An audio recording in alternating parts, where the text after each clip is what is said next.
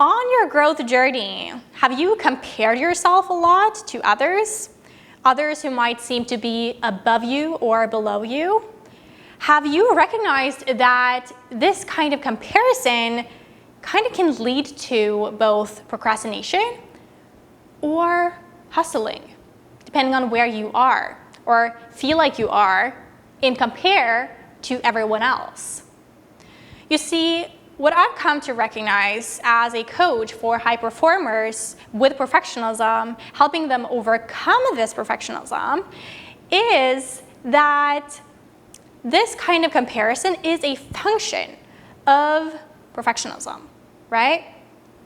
And that you actually do not have a choice about comparison. That comparison is, in fact, human, but you do have a choice as to how you respond to the comparison, and that this mind shift can actually change the quality of your life, your sense of fulfillment, and also have a huge impact on your connections too. And so by the end of this video, what you will know is, again, that comparison is not a choice, right? But your response to the comparison is your choice. Also, what we will cover is the definition of comparison, so you know what it actually is, and the philosophy of, the grass is greener. We will kind of twist it to become this: the grass is greener because it is. And so, what's my choice, right? Furthermore, we'll talk about how comparison can lead to procrastination and hustling, right? And that you might feel guilt for comparison as well. Also, we will talk about labeling comparison, as well as upward comparison versus downward comparison, like what's the difference between those? Very helpful to know that. And also kind of distinguish between envy and jealousy. And there's a lot of misconceptions about these words, and it's very essential that we begin to label our emotions whenever we are in comparison to be able to respond to them differently, right? Also, I will be giving you some powerful questions, some journaling prompts as well to respond to comparison and begin to practice that.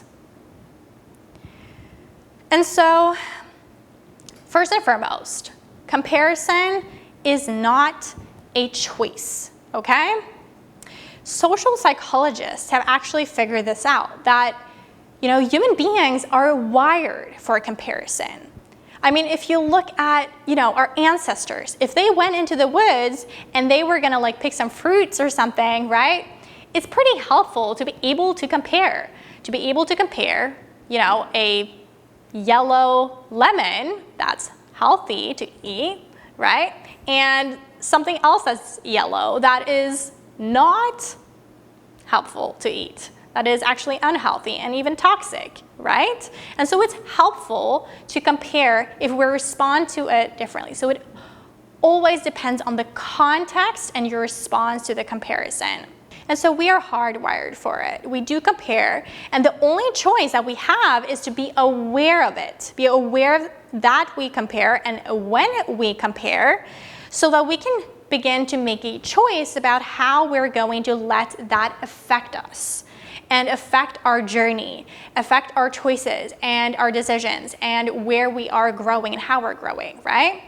So comparison is not a choice, but your response to it is your choice.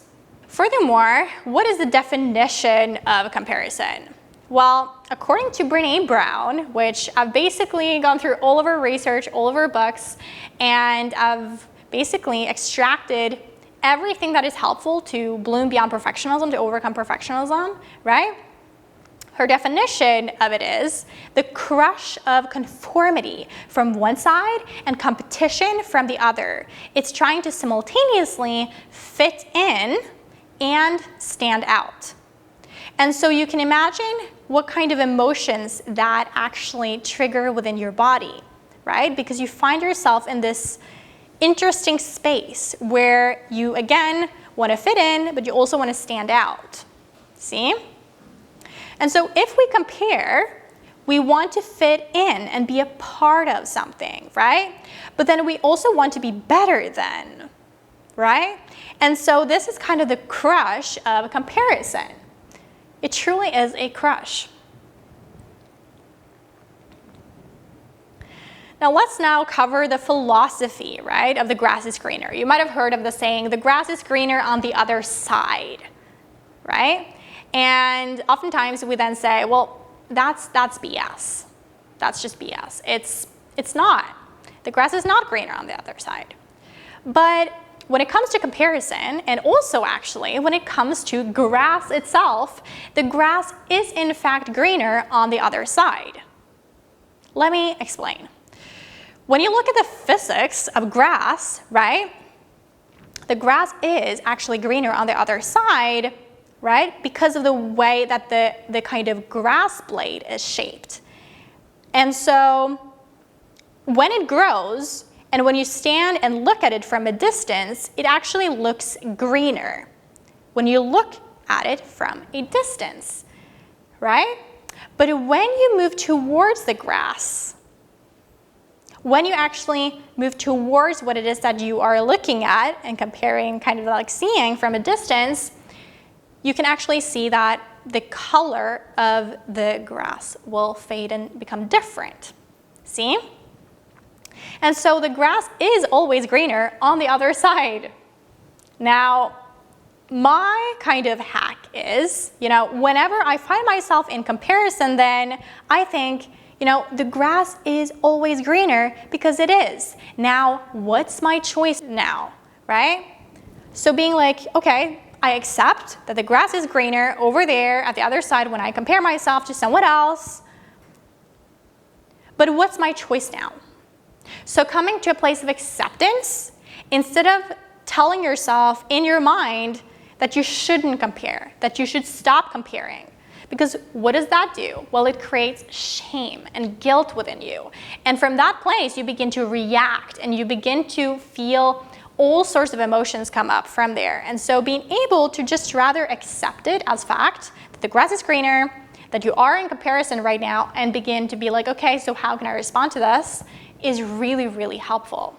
What about comparison in relation to procrastination and hustling? Well, as, again, a coach for high performers with perfectionism, I've come to realize that comparison can really just lead you to either of these places, where you either compare and procrastinate, or you compare and begin to hustle. So depending on where you are and compare to the one that you're comparing yourself to, you might begin to procrastinate or hustle. So let's say if you're comparing yourself in an upwards way towards someone that you feel is above you in some way, shape, or form, right? Doing better than you, looking better than you, appearing better than you, see? You might fall into a freeze reaction where you just freeze and you begin to procrastinate as a result of that. You might stop doing what you're doing, you might slow down what you're doing, or on the other hand, you might be hustling. So you see someone above you or whatever, you feel like they're above you, and then you really go into panic mode. It's kind of like you go into a fight mode, or a kind of mode where you're beginning to you get a lot of energy. So you just pour all of that energy into just hustling to prove your worth, that you are indeed better than the people that you kind of look up to, or you're at least striving towards that, because you would feel really bad about yourself if you didn't do that, right? And so both of these are perfectionistic tendencies, because they come from a place of being fearful of being less than. And so if you act from that place of being they're above me, I better, get my shit sorted, either falling into procrastination or hustling, that's perfectionism, baby. That's perfectionism. It comes from a place of emptiness and wanting to fill that void.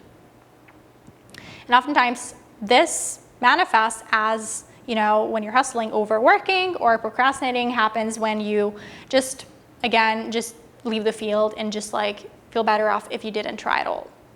Now, when it comes to labeling comparison, it is really, really, really helpful to be like, okay, I recognize that I'm in comparison now. And that takes quite a bit of awareness to recognize it and actually label that. It's really helpful for you to be able to navigate your emotions that come up as a result of it. There is both upward comparison and downward comparison. So when you engage in upward social comparison, right, you compare yourself to someone who is basically, right, or perceived to be kind of above you or better than you are in some way, shape, or form. And this oftentimes makes you feel like shit, right? It makes you feel less than. Then we have downward comparison. So this is when you engage in kind of social comparison in a downward way. And so you compare yourself to others and to someone who is or perceived to be kind of worse off than you are. And so this oftentimes can make you feel good, maybe in the short term, but it doesn't feel good really in the long term either, because you kind of are aware that you're doing that, right? So the direction of comparison, it doesn't guarantee the direction of the outcome. So whether you're comparing upwards or downwards doesn't really matter. Both types of social comparison actually can result in negative and positive effects depending on how you respond to the comparison. And so when you compare, you can actually grow your connection to this person that you're comparing yourself to if you respond in a way that is kind of efficient and you're able to label your emotion and communicate it as well. See? So what I've come to realize, and what I know from Brené Brown's research too, is that, guilt and shame and all of these kinds of emotions that can come with comparison, they will grow and manifest and kind of like fester in silence. When you just do not say anything about it and you just like put it off, kind of brush it under the rug, what happens? It grows, it festers. And so being able to actually label the comparison and actually then communicate it as well, or write it down or process it in some way is very, very, very helpful for you, because then the kind of comparison doesn't grow. Also, another thing that is really helpful is actually if you compare yourself to someone, to actually begin to see that again, the grass is greener from the other side, and being like, okay, I can see that now. Now let me move closer to them and begin to see that even though that it might seem that the grass is greener from the other side now, when I get and move closer to them, I see that they are human too. They have flaws too, right? Or, they're doing well in other areas too, depending on whether it's upward or downward comparison. So I've found this to be immensely important, because you then begin to become more familiar with their situation, their whole context, and seeing the humanness in one another. This is challenging work. It's challenging to move towards someone that you compare yourself to, but it's really helpful in the long term. Comparison is really just one of these kind of dangerous things which kind of threatens your self-worth. It threatens your view of yourself and of others as well, and you cannot really control it. That's a big thing with blooming beyond perfectionism, to be able to actually recognize what you can control and what you cannot control, and what is in your power and what's not in your power, and being able to just observe that and accept the fact that comparison is not in your control, but your response is. And being able to also give yourself kindness and compassion whenever you do not respond the way that you'd like to. We all know that this kind of comparison can lead to envy and jealousy. Now, there are a lot of misconceptions about what jealousy is and what envy is, and how we actually use those terms. And so envy and jealousy, they result from very distinct emotional kind of experiences. and also from different events. And so we want to become aware of how to label what we're feeling and what we're going through to be able to better process the emotion. Because what happens is if you use a word that is not really a word that actually, describes the emotion fully, your body will act upon the words and the images that you use in your mind.